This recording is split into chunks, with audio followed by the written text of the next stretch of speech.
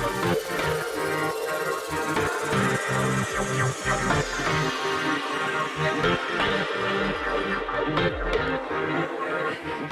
everybody. Welcome back. This is Kevin and Mark with What Elon Said. And today is February 28th, Monday. And we are going to dive right into it. It's been a busy weekend. We haven't connected since really Thursday of last week. So we're going to dive in and catch up with our tweets and replies. And then we'll probably post another video for our likes, but we'll see how quickly we can go through this. Sounds good. So yeah, it was definitely a busy weekend. But the first one's just a nice compliment that we're starting off with. That there was Eric Berger just gave a nice compliment to NASA that it's run by adults, which is a nice thing to say. That you're seeing it's rare in government to see very competent people who are cool and collected and reasonable. And Elon agreed with yes, he's giving a compliment to NASA. He appreciates them, and I think he does thoroughly enjoy working with them. So yeah. that was a nice comment from him. Yeah, he's shown a lot of respect for NASA over the years, I feel like, and really the general space industry, right? Maybe some of the competitors not so much, considering he does things, or SpaceX does things more efficiently. But certainly NASA and regulators in general, right? I think he's commented before that there's a lot of smart people setting rules and regulations, and as long as it's fair and balanced and in the best interests of the public, he's good with it. He supports it. Yeah, absolutely. So. And he, as he even said, as frustrated as he is sometimes with FAA approval, he does acknowledge that FAA has the best record of anyone. There's been no domestic airplane accidents of larger planes in years. So that's incredible. They really have their act together in how they operate. So he does respect them, wishes that sometimes will be quicker, but I don't see him really complaining about them the way he does about some other government organizations. Now, so what's the context of this tweet? Is it related to the Russian agency that's acting I think that this childishly? one is. I think this one is. It might be, but I think it might be. SpaceX did have 2 launches in the last week, so I think it's more about that. But you could be right. I took it as the 2 launches, but you might be right. It might be about the temper tantrum. I don't know what it's like being on that space station now with a Russian and an American, but it'd be interesting. Yeah, I mean, you'd hope that there's no animosity up there. That's right. I've always been pretty amazed by the unity over space travel and space exploration. Yes. Where here on the ground, geopolitics get a little tense, it seems, but it does seem that nations typically unite over the idea of space travel. They usually do. I think that might be coming to an end for a while. I think we might need another space, ships docking and having the handshake in space again soon, before you know it, where they can that breaks sort of the Cold War by having unity in space. But for now, we're still there. They're still together. I'm sure they work well. I mean, I know a lot of the Russian sports stars have said they just want peace, and they're not saying anything either way, but hopefully it works out. Yeah. But it's been a strange couple of days. And as you said, an altruistic thing like space, especially the space station being brought into it for geopolitics by the people on the ground, is not great. So hopefully the space agencies can rise above that, or not be used in that way. Yeah. Actually interesting to see the engagement of really Elon's companies in this geopolitical situation, tense situation around the world. So it's been interesting to see how social media is playing a part. I feel like, really since COVID, or gosh, even really since, well, I guess you could include Afghanistan, but the interactions of social media, the role that social media plays in these global affairs is just growing and growing, isn't it? Yeah, I guess it really is. It's really amazing. Dates back to the Egypt. What was that? The spring.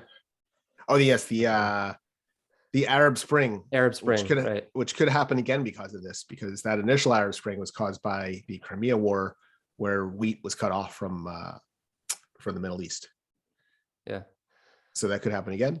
But yes, social media, amazing. I mean, this is sort of the modern war that the the Ukrainians are really using social media to an amazing level. That's creating an amazing morale, getting everyone on board, getting the world on board. I think a lot of the sanctions and everything that's happening is due to their president, and also just their reporting of the war, getting everyone behind it to show that they're on the right side. Right. It's amazing. Right. And then you've got Starlink playing a part as well. This next tweet is not specifically associated with Russia, Ukraine, though I think we'll get there. But this one's related to Tonga, and providing internet to Tonga that's Starlink is helping with. And Tonga was the island impacted by, was it an earthquake or tsunami? I think both. Yeah. So they were they were really impacted by that. So cut off from the world. You could see they're in the middle of nowhere. Yeah, really, literally. But Starlink immediately gets them back on. It's just amazing that everyone's connected no matter where they are. Yeah, so Elon says Starlink's a little patchy to Tonga right now, but will improve dramatically as laser intersatellite links activate. Yeah. So yeah, I mean, it's obvious that communication and internet access are becoming absolutely essential to just operating in the world, in the modern world, at really like any level now. And so Starlink is pretty well poised to continue to grow and connect the world. Just amazing. And they're in a position here to, I think, influence nations and politics through their ability to provide this service where it's most needed. And how long has Starlink been live? Only for a couple of months? Oh gosh, I feel like it's longer than that, but maybe you're right. I don't know how long it's been a division of SpaceX, but but I think the active program's only been a very short while, and already it's having ripple effects all over. Yeah. I mean, just thinking through the opportunity of it, of not only making connectivity mobile, but also providing basically worldwide infrastructure for nations that may have choppy internet or less than stable infrastructure there. Yeah, or oppressive governments. Yeah. That it's a way to get everything. And it's sort of the way the years ago in Iran, they the government cracked down and everything, but they used to show shots of all around Tehran. Everyone had a satellite dish on their roof to bypass the internet and to get Western access. And that's going to have Starlink at an even totally different level, where the internet is being able to be accessed by anyone where there's an oppressive government. Yeah. Now I know that he has said, or my understanding of Starlink is that it's meant more for rural locations than it is for very densely populated urban areas. I think they would need more ground infrastructure for that, but they might develop that. They might develop that. And I don't know if that's because they're less served and that's why he's targeting that at first, or it's because they just can't do it in urban areas. I'm not sure. Yeah, I think it's a little bit of both. I think there's like noise on the ground in urban areas where the satellite may not work as effectively. I don't know. That's just my novice thought on it. Yeah. Anyway, he also retweeted a tweet from SpaceX saying the people of Tonga were recently connected with Starlink. So great. Excellent. Yeah. All right. So what else do we have here? So yeah, here we have Drive Tesla is asking, people have been repeatedly asking, it's the end of February. It only has 28 days. And there's just 3 days left to receive FSD beta in Canada. Is it still going to happen this month? And Elon did not commit to that completely. He initially said he would, but he said we had about 60 or so cars testing internally in Canada, hoping to go wider this weekend. So, his hope is if it all works out, it would go. So I don't know if that happened in the end, but that's what they're targeting. So there might be FSD beta in Canada right now. If you have it, comment below. Yeah, definitely. I'm sure we'll start seeing videos of drives in Canada, and I don't think that it'll well it's yet to be seen, but I think it'll be a pretty quick rollout once it starts. Yes, I don't know, 60 or so cars, that's pretty minimal right now, but it I is. think once he opens the door, it's going to move pretty quickly. But it's interesting to think through what the differences are in terrain and in signage, I'd say, and just road design in Canada versus US. It's something I think about a lot over here in Ireland. So major differences, not just in road signage, but like how small the roads are, how narrow the edges are, hedgerows, walls, all that stuff. Lines down the middle. It is full probably one of the self-driving later countries that get tested. I was wondering, is full self-driving in Europe right now? Anywhere in Europe? I don't think that the beta is, no. The beta's not. Yeah. I think so that Canada would be will interesting. be the next country to get it. Canada's the next, yeah. They definitely have different, obviously colder terrain. There are parts of the US with cold as well, like that, but it will, it'll be interesting to see with, test that more with snow obstacles where, definitely lane lines are not visible. So I don't know how it gets through those, but somehow. Yeah, I mean, that's one of the arguments for LiDAR, the LiDAR approach, right, is just better sight in inclement weather, basically, or better data. Yeah. But yeah, that'll be interesting for Canada, knowing just how much snow they get and how that impacts road visibility. That's right. I wasn't aware of just how many different street signs there are around the world until we got here, but very different. Yeah. I wonder how much Canada differs from the US in that front. Well, I mean, it's all even something. What? It's meters, not feet. So at least that, and then there's a big percentage of Canada in French. Yep. So yeah, I mean, even something as little as a different colored sign could challenge the neural nets, right? Yes, absolutely. And their computation of what exactly it's looking at, what exactly a car is looking at. So again, it's not an easy problem, but no, great to hear that expansion is coming. Yeah, as you said, looking forward to seeing the videos coming out of there. Yeah, of the test drives. I never get enough of those. Love watching them. Good and the bad, really. What's our next post? Yeah. All right, here we have another one from SpaceX. Watch Falcon 9 launch 50 Starlink satellites to orbit. So the live feed here, and Elon tweeting a picture of the satellites going out into orbit and being deployed. And he said successful Starlink deploy. So more Starlink satellites. Yeah, those deployment videos are amazing. They always look like the Star Wars droid like attack. The drone. Yeah, right, exactly. It is fascinating. I mean, amazing that we're able to do these things. And it seems so just calculated, and the way that they're released, and that it's all measured precisely to exactly how they'll orbit the Earth. It's amazing, like clockwork. They do it all the time. I mean, they lost a lot recently, but they just have more they could put up. Yeah, it's not like the Webb satellite where it's one chance. Here they have those don't work, we'll just send more up.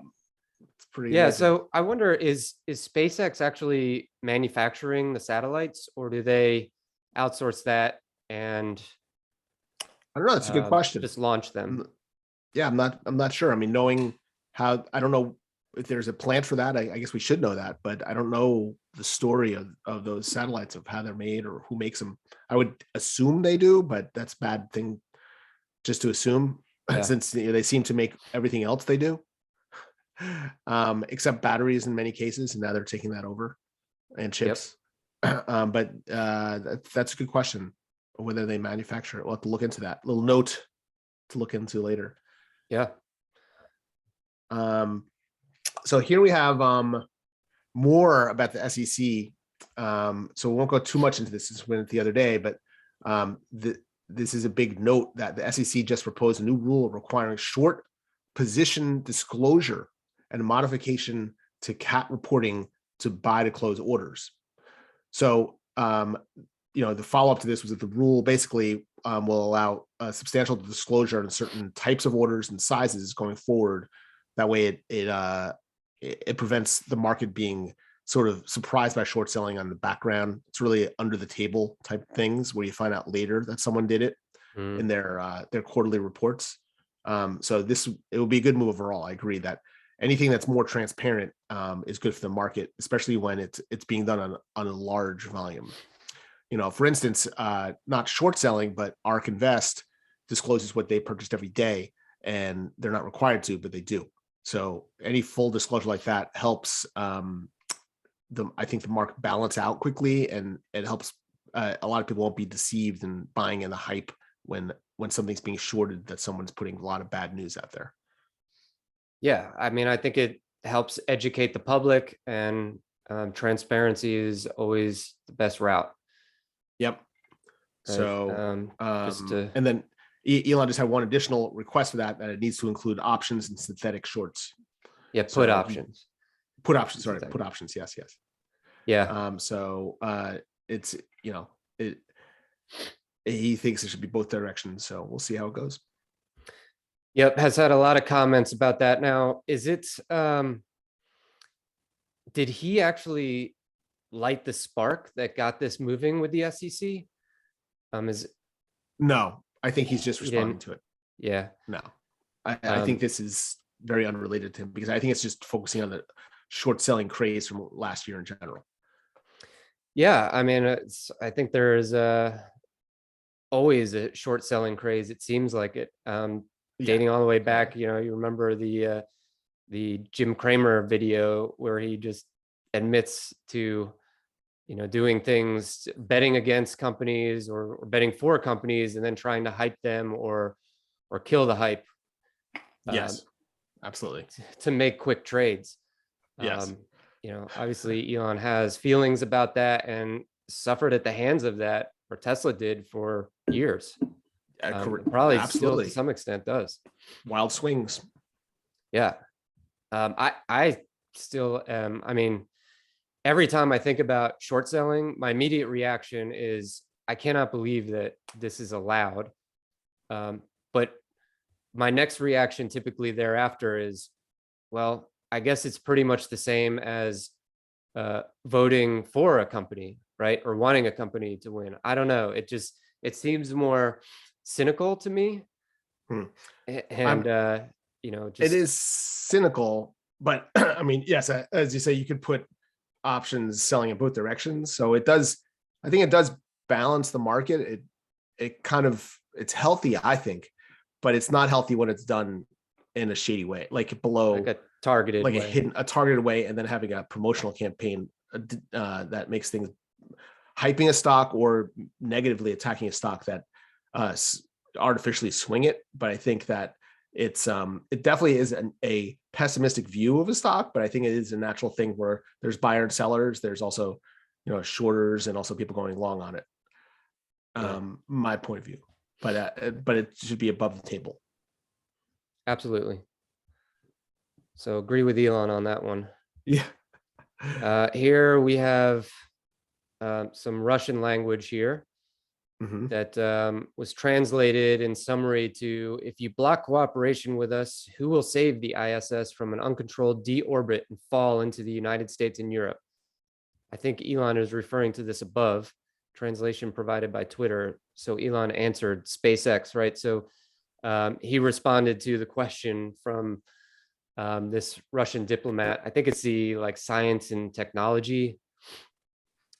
I think so. If you click through, you should be able to translate it. Okay. Oh, translate tweet. Yeah. Okay. Well, it's a long thread. Yeah. But I know okay, ultimately Elon responded and said SpaceX would be able to do that, yeah. or just put a picture of the SpaceX logo there in reply.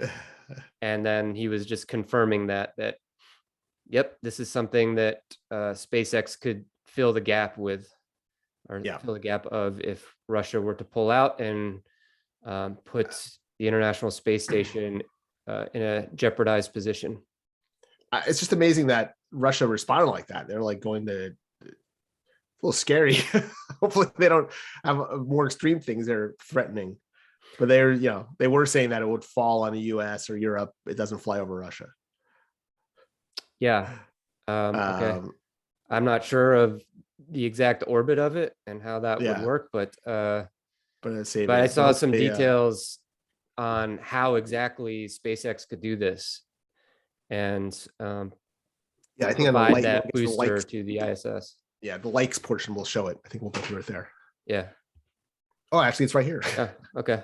Yeah, here's what the ISS would look like without the Russian segment attached. In its place, a Dragon would be docked to provide reboost capability and altitude control. Yeah, looks like a couple of Dragons. Yeah, you're right. 1, 2. I can't tell this one on the other side too. Now, how about this? I thought that the International Space Station was being like decommissioned. It is, but not for a long time. For some years. Okay. Yeah. It's up there for at least another 10 years. Yeah. For now, I mean, they might continue Change expansion. their mind on that. In the end, you never know. But yes, that is initially the plan. Yeah, and so this post next week. No. This post by Pete at space_Pete is just really detailing exactly how this could work, how SpaceX would do this in place of the Russian spacecraft that's providing this now.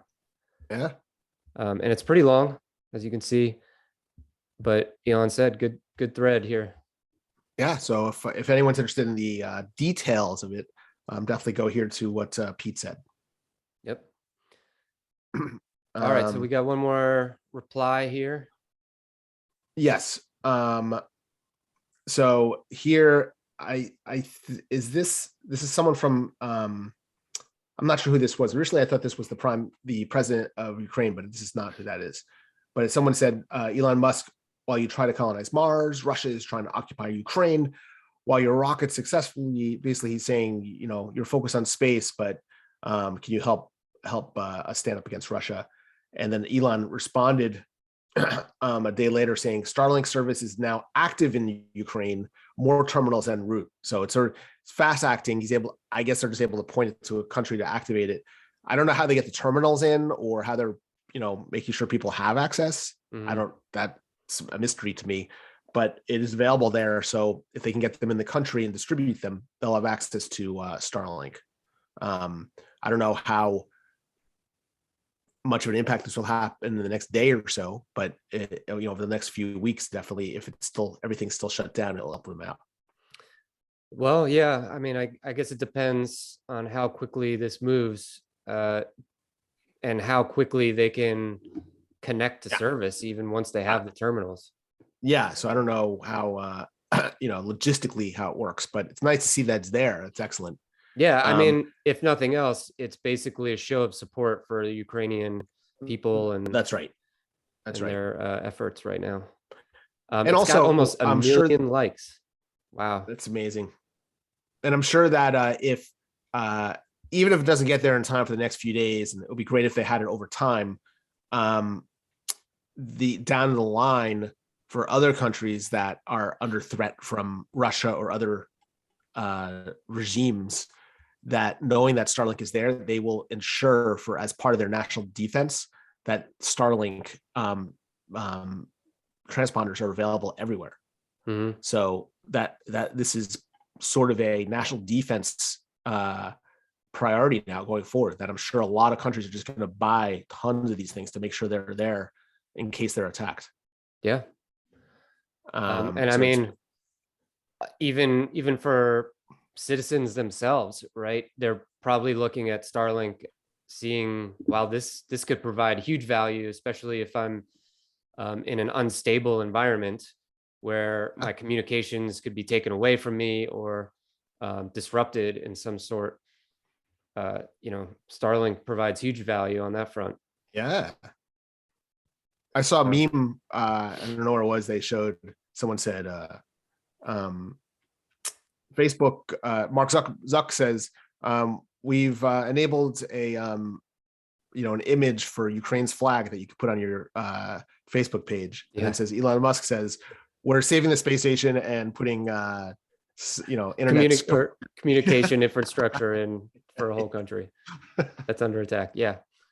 Like, well, we can offer you shelter in the metaverse. That's it. Or we can deal with things in real life here. Yes. Yeah. That's great. Amazing.